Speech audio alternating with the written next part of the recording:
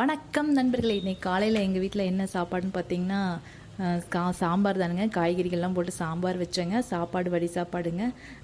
Carrot beans கத்திரிக்காய் உருளைக்கிழங்கு எல்லாமே போட்டு வச்சேங்க.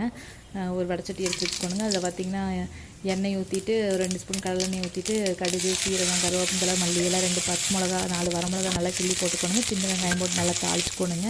அப்புறம் பார்த்திங்கன்னா நம்ம வெட்டி வச்சுருக்கிற காய்கறியெல்லாம் நல்லா போட்டு நல்லா வதக்கிக்கணுங்க. காய்கறிக்கு அப்புறம் தேவையான அளவு மிளகாய்த்தூள் 1 ஸ்பூனுங்க. 1/2 ஸ்பூன் மஞ்சத்தூள் போட்டால் போதுங்க. ஏன்னா 1/2 ஸ்பூன் நம்ம பருப்பு வேக வைக்கும் போதும் போடணுங்க.